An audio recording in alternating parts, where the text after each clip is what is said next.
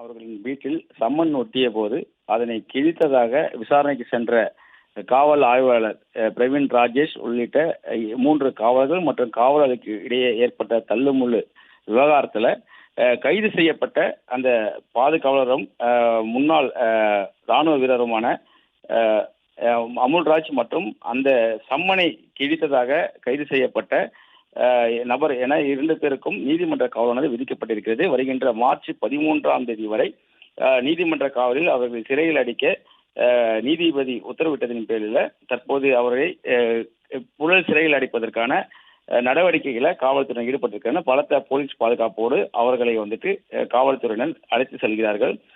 குறிப்பா இன்று மதியம் 1 மணி அளவில் நடிகை அளித்த புகாரின் அடிப்படையில் விசாரணைக்கு நாளை காலை 11 மணி அளவில் சீமான் அவர்கள் ஆஜராக வேண்டும் என்று மீண்டும் ஒரு சம்மனை வளசரவாக்கம் காவல்துறையினர் நீலாங்கரையில் இருக்கக்கூடிய சீமான் அவர்களின் இல்லத்தில் உள்ள கேட்டின் மீது ஒட்டினார்கள். இந்த கேட் அந்த ஒட்டப்பட்ட சம்மனானது உடனடியாக அந்த வீட்டில் பணிபுரிந்த ஓட்டுநர் கூடிய சுப்ராவ் என்பவரால் கிழிக்கப்பட்டது.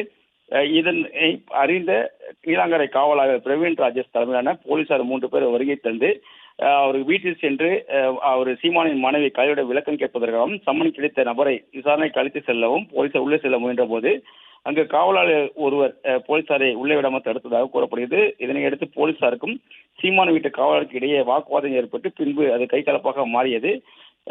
இந்த நிலையில அந்த காவலாளி போலீசாரை துப்பாக்கி காட்டி மிரட்டியதாகவும் அதே போல சுப்பராவ் உள்ளிட்ட சம்மனை கிடைத்ததாகவும் கூறி 2 வழக்குகள் பதிவு செய்யப்பட்டது.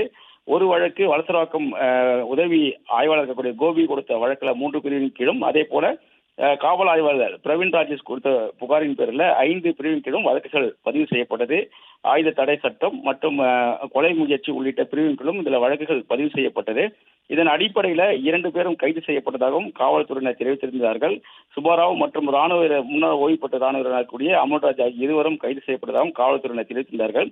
அவர்களை சோழிங்கநல்லூரில் இருக்கக்கூடிய நீதிமன்றத்திற்கு ஆஜர்படுத்துவதற்கு அழைத்து வந்தபோது அங்கு சோழிங்கநல்லூர் நீதிமன்றத்தில் காவல்துறையினருக்கும் வழக்கறிஞருக்கும் வாக்குவாதமானது ஏற்பட்டது. குறிப்பாக சீமான் வீட்டில் பாதுகாவலை கைது செய்து நீதிமன்றத்தில் ஆஜர்படுத்த கொண்டு வரும்போது வழக்கறிஞர்கள் உள்ளே அனுமதிக்காமலும் நுழைவு கேட்டில் காவல்துறையினர் பூட்டு போட்டிருந்ததாகவும் இதற்கு எதிர்ப்பு தெரிவித்து வழக்கறிஞர்கள் கடும் வாக்குவாதத்தில் ஈடுபட்டார்கள். அதே போல கேட்டின் பூட்டை உடைக்க வழக்கறிஞர்கள் கடப்பாறையுடன் கொண்டு வந்ததால் பரபரப்பான ஒரு சூழல் காணப்பட்டது. இதனால அந்த கைது செய்யப்பட்ட இருவரையும் வெளியே ஒரு இடத்துல வைத்துவிட்டு மீண்டும் ஒரு அரை மணி நேரத்துக்கு பிறகாக நீதிமன்றத்தில் ஆஜர்படுத்துவதற்காக உள்ளே அழைத்து வந்தார்கள். அழைத்து வந்து நீதிபதிகள் முன்பாக ஆஜர்படுத்தப்பட்ட நிலையில தற்போது அவர்கள் இருவருக்கும் நீதிமன்ற காவலானது விதிக்கப்பட்டிருக்கிறது. வருகின்ற 13 மார்ச் 2025 வரை அவர்களை சிறையில் அடைக்க நீதிபதி உத்தரவிட்டதின் பேரில் தற்போது அவர்கள் பலத்த போலீஸ் பாதுகாப்போடு சிறைக்கு அழைத்து செல்லப்படுகிறார்கள். கைது செய்யப்பட்ட இருவரும் 13 மார்ச் வரை அவர்கள் நீதிமன்ற காவலில் அடைக்க மேஜிஸ்ட்ரேட் உத்தரவிட்டதன் பேரில் தற்போது அவர்கள் புழல் சிறைக்கு அழைத்து செல்லப்படுகிறார்கள். பலத்த போலீஸ் பாதுகாப்போடு அவர்கள் அழைத்து செல்லக்கூடிய நிலை ஏற்பட்டது. அப்பொழுதும் போலீசாருடன் அவர்கள் வாக்குவாதத்தில் ஈடுபட்டு முழக்கங்களை எழுப்பினார்கள் நாம் தமிழர் கட்சி சேர்ந்தவர்கள். தொடர்ந்து பலத்த போலீஸ் பாதுகாப்போடு 2 நபர்களும் தற்போது புழல் சிறைக்கு அழைத்து செல்லப்பட இருக்கிறார்கள்.